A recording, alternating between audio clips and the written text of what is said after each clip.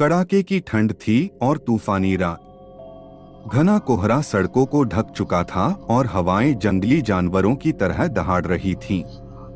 अमन और उसके दोस्त रिया, वरुण और निशा एक वीकेंड गेटवे से लौट रहे थे। उन्होंने सोचा था कि वे सूर्यास्त से पहले घर पहुंच जाएंगे, लेकिन अचानक से रास्ता बदलने के कारण वे देहाती इलाके में फंस गए, जहां की सड़कें उन्हें बिल्कुल अजनबी लग रही थीं। तुम्हें यकीन है कि ये सही रास्ता है? निशा ने कांपती आवाज में पूछा। अमन, जो गाड़ी चला रहा था, ने जीपीएस चेक किया। हाईवे पास ही है, बस थोड़ी दूर और। लेकिन जैसे जैसे वे आगे बढ़ते गए, जीपीएस का सिग्नल गायब हो गया। सड़कें संकरी होने लगीं और जल्द ही वे खुद को एक पुरानी जर्जर हवेली के सामने खड़ा पाए। हवेली के बड़े लोहे के गेट हवा में चरमराने लगे। हवेली बहुत बड़ी थी, उसकी खिड़कियां टूटी हुई थीं और दीवारें बेलों और काई से ढकी हुई थीं। यह जगह बहुत डरावनी लग रही है, वरुण ने हवेली की ओर देखते हुए कहा। हमें वापस लौट जाना चाहिए। अमन ने सहमति में सिर हिलाया, लेकिन तभी उसे एहसास हुआ कि गाड़ी से अजीब सी आवाजें आ रही थीं। इंजन अचानक बंद हो गया। उसने दोबारा स्टार्ट करने की कोशिश की, लेकिन गाड़ी ने साथ नहीं दिया। हम यहाँ फंस गए हैं, रिया ने धीमी आवाज में कहा, जिसमें डर साफ झलक रहा था। कोई और चारा न देखते हुए उन्होंने हवेली के अंदर जाने का फैसला किया। उम्मीद थी कि शायद उन्हें मदद मिल जाए या कम से कम रात बिताने की जगह। उन्होंने जैसे ही गेट खोला, ठंडी हवा का एक झोंका उनके शरीर से टकराया।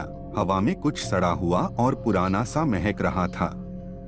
हवेली का मुख्य दरवाजा थोड़ा सा खुला हुआ था। चारों दोस्त धीरे धीरे अंदर दाखिल हुए। अंदर का हॉल बहुत बड़ा था और उनके कदमों की आवाज पूरे हॉल में गूंज रही थी। अंदर की हवा बाहर से भी ज्यादा ठंडी थी और वहां की महक सड़ी हुई लकड़ी और नमी की थी।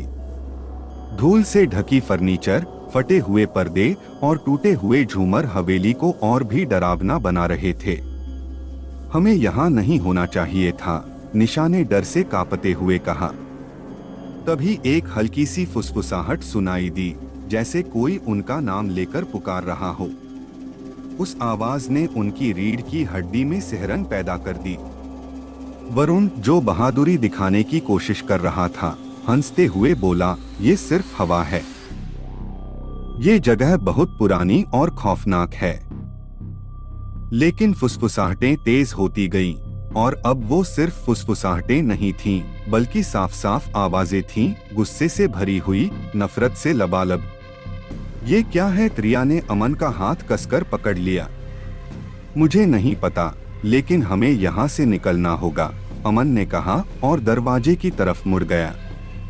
लेकिन उनकी हैरानी की हद तब पार हो गई जब उन्होंने देखा कि वह दरवाजा जिससे वे आए थे अब बंद हो चुका था, और चाहे जितना भी जोर लगाया जाए, वह दरवाजा खुलने का नाम नहीं ले रहा था। अब घबराहट उनके चेहरों पर साफ दिखने लगी।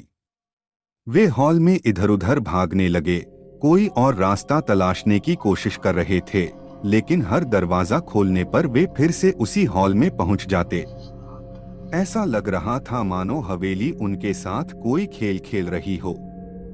ये सब सच नहीं हो सकता, वरुण ने घबराते हुए कहा। तभी एक जोरदार धमाका हुआ।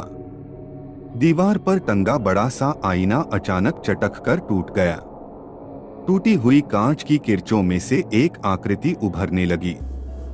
वह एक महिला थी, जिसका चेहरा मौत की तरह सफेद था, आंखें खोखली और लंबे काले बाल उसकी पीठ पर बिखरे हुए थे।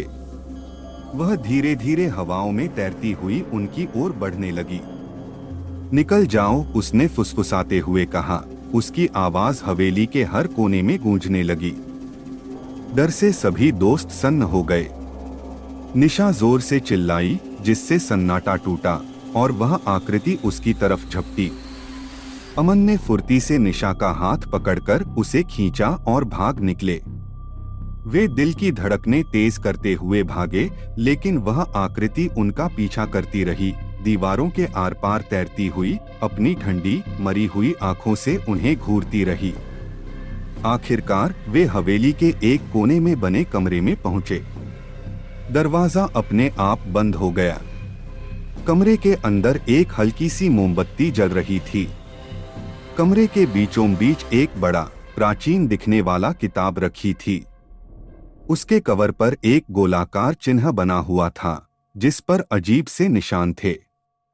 यह जगह क्या है? रिया ने कांपती आवाज में पूछा। वरुण ने किताब उठाई और उसे खोला।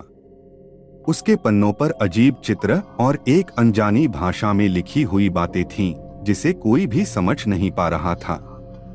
तभी फुसफुसाहटें फिर से सुनाई देने लगीं, अब और ज्यादा तेज और गुस्से भरी। मोमबत्ती की लौ टिमटिमाने लगी और कमरे का तापमान गिरता गया। दीवारें हिलने लगीं और फर्श में दरारें पड़ गईं। ऐसा लग रहा था जैसे हवेली जिंदा हो, सांस ले रही हो और उन पर नजरें गड़ाए हुए हो। हमें यहाँ से निकलना होगा, अमन चिल्लाया।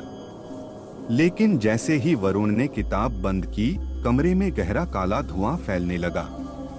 उस धुएं से वही भूतिया महिला फिर से प्रकट हुई, लेकिन इस बार वह अकेली नहीं थी। उसके साथ और भी साए उभरने लगे, उनके चेहरे पीड़ा से विकृत और शरीर सड़ेगले।